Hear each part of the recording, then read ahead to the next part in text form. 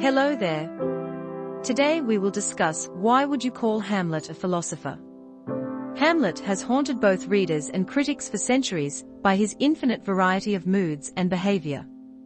Hamlet is a man who defies strict definition or any linear character study. There is not one Hamlet, there are several Hamlet face us in the play. Hamlet, the romantic lover, writes love letters to Ophelia. A Hamlet philosophizes about to be or not to be. Again there is Hamlet, who, in his fit of passion, kills Polonius or jumps into Ophelia's grave. Hamlet, the bereaved son, the dejected lover, a loving genius planning and staging the play within the play. All the Hamlets are equally valid, but Hamlet remains an enigma. We do not entirely understand him. Neither do the other characters understand what is going on in his soul. The most puzzling problem is Hamlet's inordinate delay in executing the task of revenge that his father's ghost imposed upon him.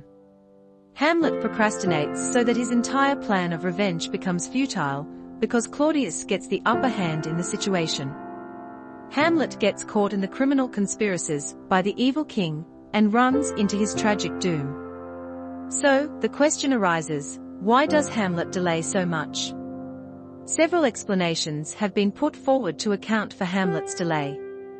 Some people have tried to say that Hamlet's delay was due to the external difficulties he could not get at the king, because Swiss guards surrounded him.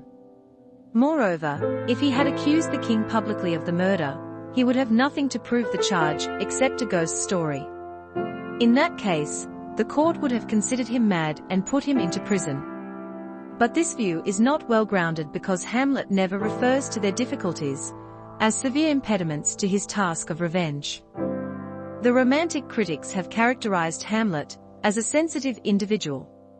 According to them, Hamlet is a man of philosophical mind and refined sensibility, so the task of shedding blood is repulsive to him. Therefore, although he revolves around killing his father's killer, he finds the actual task of killing Claudius a disgusting and distasteful act. But such a romantic picture of Hamlet is far from true because Hamlet never says that he hates killing. In reality, Hamlet kills Polonius without much remorse and sends his school friend Rosencrantz and Guildenstern to ensure death. Bradley describes Hamlet's problem of irresolution as the product of his profound melancholy caused by some particular circumstances. His mother's hasty remarriage has shocked him so much that he is temporarily overwhelmed by deep grief and melancholy. Before this event, Hamlet was a sprightly young man. Hamlet, whom we see in the first soliloquy, is a melancholic person who is tired of life and thinks that life is not worth perpetuating. His thought process is already tainted. He has a vari-colored vision of the world, but the world is full of violence and festering diseases. Even his grief for a dead father is disproportionate and excessive. Hamlet's grief is more significant than what is expressed in words.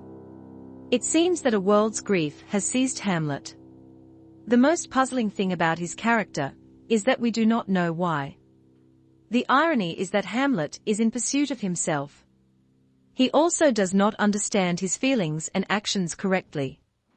Hamlet seems to be a victim of illusions. His mental faculties create these illusions, like his idealism, his tendency to generalize, and his perfectionism. Hamlet is an idealist. He has an ideal conception of the world, love, official bondage, etc. The action of his mother destroys his world of idealism. Hamlet generalizes the frailty of his mother into a notion of feminine frailty. Hamlet generalizes that the world is peopled with Claudius by seeing one Claudius.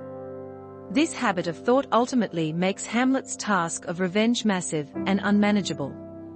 When Hamlet introspects on revenge, he thinks that killing one Claudius could not solve the problem because the whole world is peopled with villains. But we know that the ghost's order was straightforward to kill one Claudius. Even so, Hamlet has, using his vicious imagination, magnified the task out of all proportions. His illusion and imperfection cause Hamlet's delay. Hamlet gets an opportunity to kill Claudius while the king is in prayer. But as a sudden flash, Hamlet thinks that killing Claudius now could not be perfect revenge, because he will go to heaven if he kills him now. Hamlet puts up his sword, telling himself that he would wait for a better opportunity to carry out his revenge. Hamlet's failure to take his revenge at this crucial point seals his fate. The readers find Hamlet puzzled by himself. He is eventually destroyed because of his irresolution only with death. The tragic tension in his mind between to be or not to be is finally resolved. To get regular updates, subscribe to our channel and hit the bell icon to get notified. Thank you.